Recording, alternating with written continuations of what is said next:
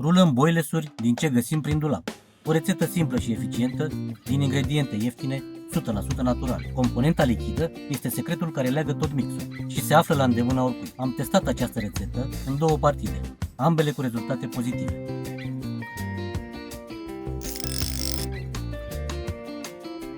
Pentru a simplifica această prezentare, am grupat ingredientele în vase separate. Începem cu un recipient în care presărăm 3 linguri de grici de grâu.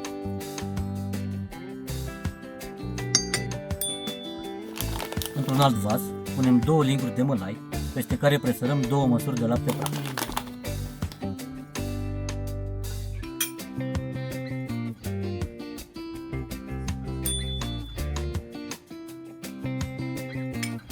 Separat, avem un bol în care, peste 2 linguri de făină, adăugăm și o lingură de paprika dulce afumată.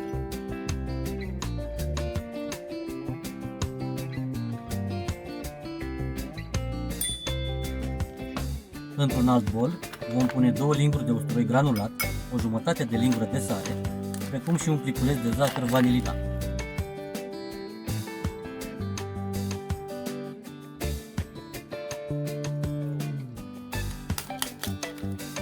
De menționat este faptul că aroma de vanilie va fi completată ulterior, în partea lichidă, cu o sticluță de esență de vanilie.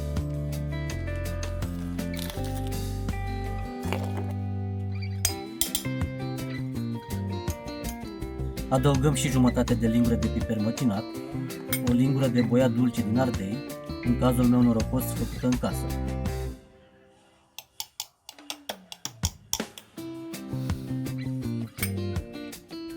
Continuăm cu jumătate de lingură de amidon alimentar din porumb, după care amestecăm foarte bine conținutul și mărunțim toate cocoloașele pentru a menține o granulație cât mai fină.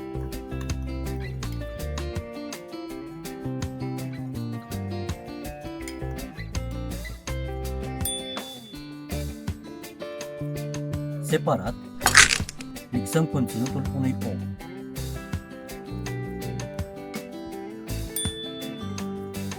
Am păstrat ultimul recipient pentru ingredientul cheie.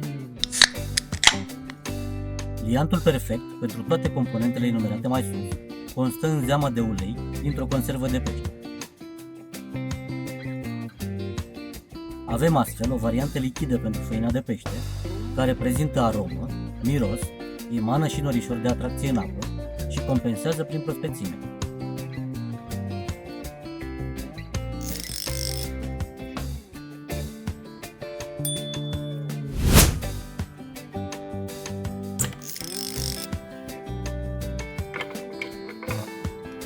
Urmează mixul de semințe, care conține susan, dovleac, semințe de in și de floarea soarelui.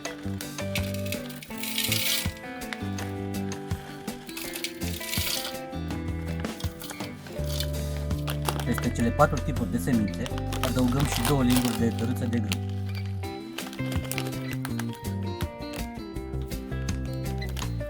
Mărunțim foarte bine compoziția cu ajutorul unui blender.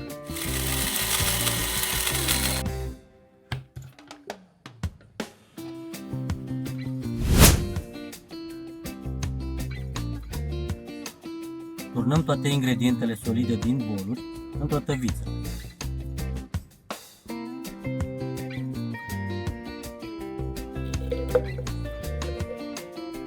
Peste acestea, presărăm mixul de semințe din blender.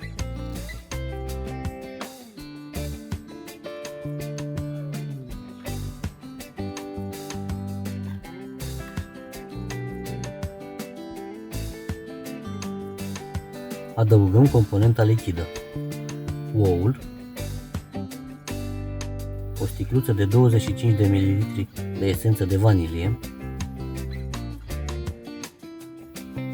și pentru început 2 linguri din uleiul de pește.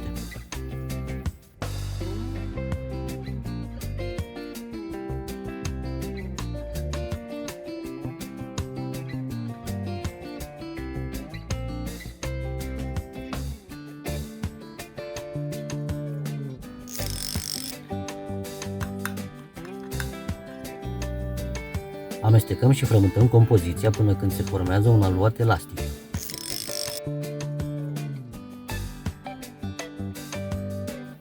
În funcție de consistența dorită, intervenim pe parcurs cu mici adaosuri de făină și ulei de pește.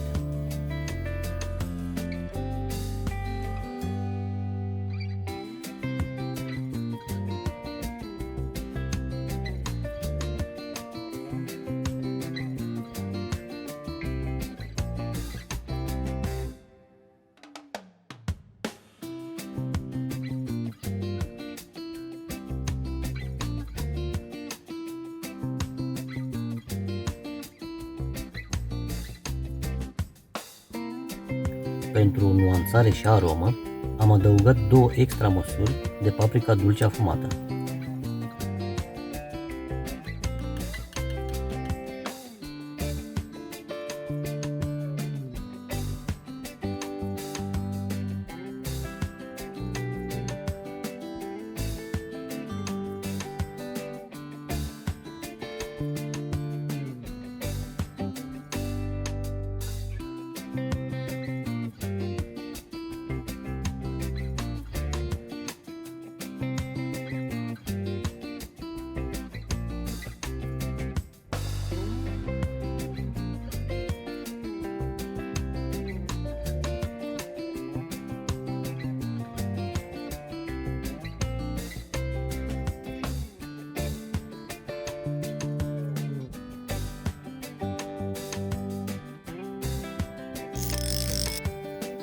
Un strat final de ulei de pește și compoziția este gata de rulat.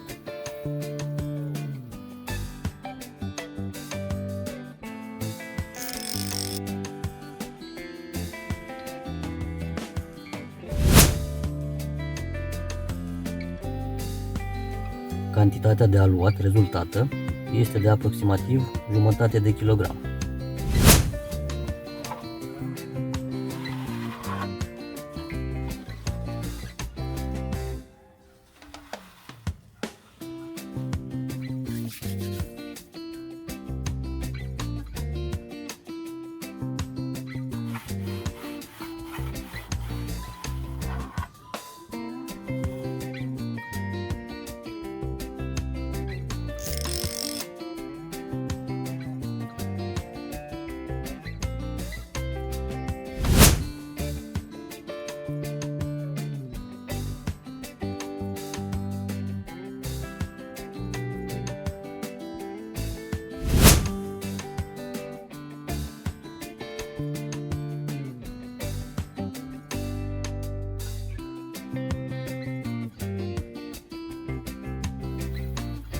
Pentru a păstra proprietățile uleiului de pește într-un procent cât mai mare, nu vom fierbe boilesurile, ci le vom pune la uscat pentru câteva zile, dar ferite de razele directe ale soarelui.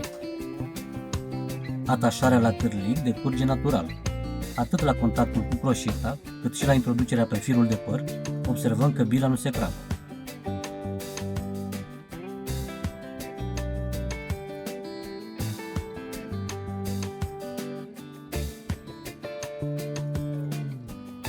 La primul contact cu apa, boilesul lucrează discret.